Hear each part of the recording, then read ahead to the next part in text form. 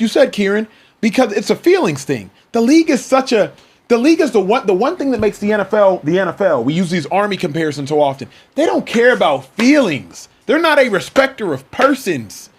But it's like the NFL is like turned into Shedeur's little. It's like, bruh, if Shedeur's not a starter, he's not a starter. But go win the starting job. Deshaun will get benched,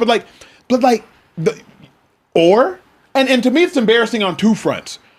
How are you in a quarterback competition with Deshaun Watson? Then how are you in a quarterback competition with Shedeur Sanders? Both should be embarrassed because Deshaun's not good and Shedeur hasn't been good.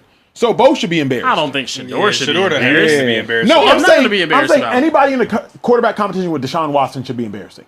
I don't think so. Not Shedeur. Not Shedeur. In my second year? If it's another starter, I'm saying disregard who's in the competition. Yeah. I should be looking at Deshaun Watson like, you ain't been good in 6 years. I'm finna wipe the floor with you, bruh.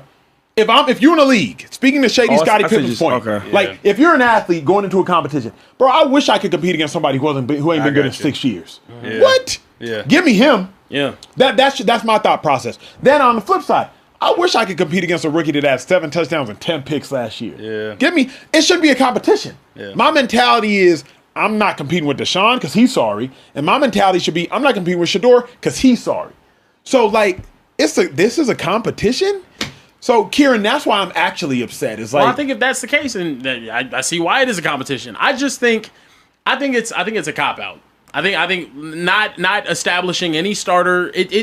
But also I understand. Yeah. Because if he names Deshaun Watson as the starter, if Deshaun Watson has a bad practice, if Deshaun Watson goes out there and has a bad preseason game, why aren't you starting Shedeur Sanders? It's what we saw Kevin Stefanski had to go out there and deal with last year. You started Joe Flacco. Like, get this freaking old-ass bum out of here. Started Dylan Gabriel. After every single pass attempt, it felt like it was like why is Shedeur Sanders not out here starting? So then and I get it, but also at the same time, it's smart. But let me ask you this then. This is, to me, some of the same Caitlin Clark dilemma, where it's like, if you're Todd Monken, this is by no means fair to you because this is not a way to have to run a franchise.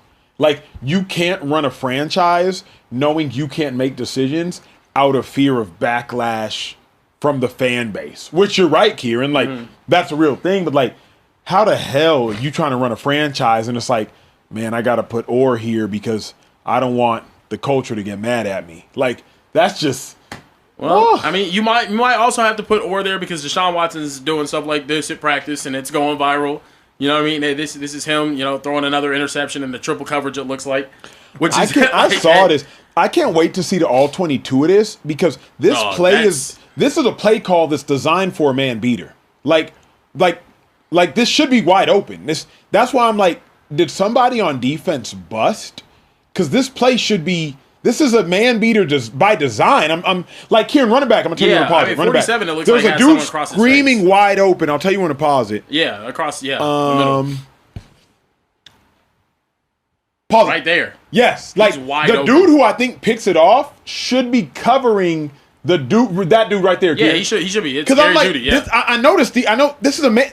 This play should be wide open. Deshaun threw it because it's a tight end that it's like that fake over route. It should be wide open. And the dude had him beat.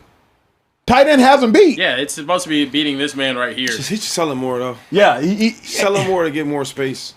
So, and you know what? This is also why I hate practice picks. Because sometimes, Shady, you know this, they'll tell you, this play is in to throw it to that tight end. Yeah, sometimes they'll tell the quarterback, yo, and for practice, throw it there so he knows he has to go there. Yes, thank you, Shady. Yeah, like this play is in, Kieran. Sometimes like, hey, throw it to the tight end on this.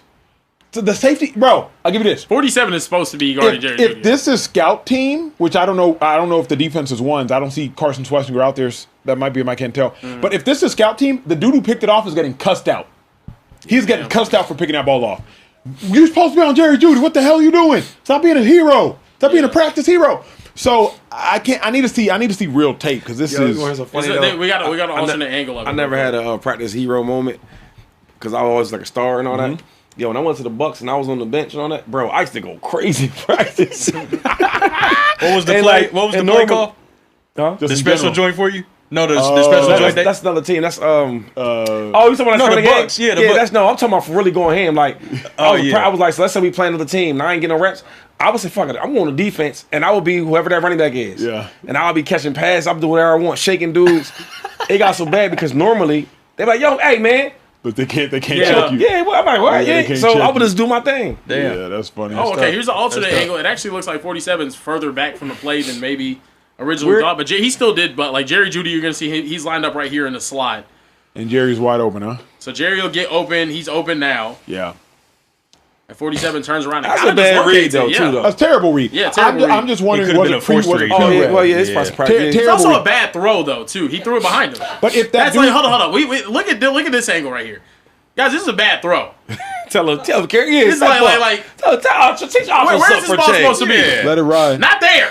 I don't think it's supposed to be there. It's a problem. He overthrew him. But the other thing though is if Deshaun is throwing against man, you're supposed to throw it right past the ear hole of the defender. Mm-hmm. So because you throw it by the ear of the defender's blind. If the defender's back is turned, he's wide open. That's what they tell. Looking at it from this angle, I want you to see how much space is actually between the two, though. This is a ball that actually.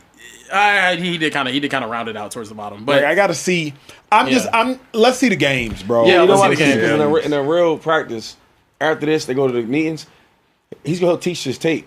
Like, yo, we're throwing the ball here for a reason, et cetera, et cetera. And he wants you to be there. So, I mean, and that's the thing. Monk is playing it smart. He knows to wait until closer to actual football action to make this decision. So no matter, it's going to go over like a fart in church. It's just not going to go well. So Browns fans, I need you to imagine one absolutely insane phone call for a second. What if Cleveland spends all this time arguing Deshaun Watson versus Shedeur Sanders, waiting for somebody to grab this quarterback job by the throat, and somewhere down the road, CJ Stroud actually becomes available? Hold on, because I know exactly what some of you are thinking. Wait, Stroud to Cleveland? Where did that come from? Right now, nowhere. Let's make that crystal clear. Houston is not shopping CJ Stroud, there is no reported Browns negotiation, and Texans general manager Nick Caserio publicly crushed the trade speculation earlier this offseason. So this is not breaking news that Cleveland is getting Stroud. This is the question I want the Dawg Pound answering. If that door ever opened, how aggressive should Andrew Berry become? Because after listening to that quarterback debate, man, you can understand why the question is so tempting. One side says Shedeur has not done enough yet to simply be handed QB1. The other side looks at Watson and says, how has this competition not already been settled? And that is what makes this Browns camp so fascinating. If Watson wants this job, take it. If Shedeur wants it, go take it from him. Todd Monken should not choose based on contracts, social media pressure, popularity, or who gets the loudest reaction from fans. Put the best quarterback on the field, period. But here is where Stroud changes the entire thought experiment. We are talking about a quarterback who entered the league as the second overall pick, immediately showed franchise QB ability, and is still young enough that a team acquiring him would not be shopping for a temporary bridge. You would be making a franchise-level decision. And yes, the price would be brutal. ESPN has discussed a hypothetical Stroud trade value starting around multiple first-round picks. That is not a casual Tuesday afternoon deal. That is the kind of move where Andrew Berry picks up the phone and Houston says, how much do you really believe you're one quarterback away? And Cleveland better have an answer, because I am not giving away the future just because fans are frustrated with one training camp interception. That play in the clip is actually a perfect example of why we need context. Everybody sees Watson throw a practice pick and immediately loses their mind, but then they slow it down, look at the coverage, look at Jerry Jeudy, look at the tight end, and suddenly there are questions about what the quarterback was instructed to do on that rep. That is why Monken waiting for actual football evidence makes sense. Let Watson compete. Let Shedeur compete. Let preseason tell you something. But if neither quarterback takes command of this offense and someday, somehow, Houston's stance on Stroud changes, brother, that is when Cleveland has to investigate. Not because Stroud is some magical guarantee. There are no guarantees at quarterback. But because finding a legitimate long-term answer at that position can change the next decade of your franchise. And tell me this would not be one of the wildest NFL stories imaginable. Cleveland traded Deshaun Watson to become the centerpiece of its quarterback future, Houston used its rebuild to eventually land Stroud, and years later, the Browns somehow come calling for Houston's quarterback. That storyline would melt NFL social media. But here is the part Browns fans should feel good about today. Cleveland does not need to make some desperate fantasy trade in August. They have a real competition. Shedeur still has room to grow. Watson has the opportunity to prove he can still play winning football. Todd Monken gets to evaluate this without handing anybody the position based on reputation. That is exactly what camp is supposed to be. So no, I am not screaming, trade for CJ Stroud right now. Houston has made its position clear. I am saying Andrew Berry should always be ready when a franchise quarterback situation unexpectedly changes, because those opportunities almost never arrive with a warning. If Stroud ever became legitimately available, you make the call, you hear the price, and then you decide whether Cleveland is one blockbuster away from changing everything. Dawg Pound, now I want you in this debate. If Houston somehow offered CJ Stroud for 2 first-round picks and more, are you making that trade, or are you riding with Shedeur Sanders and protecting Cleveland's draft capital?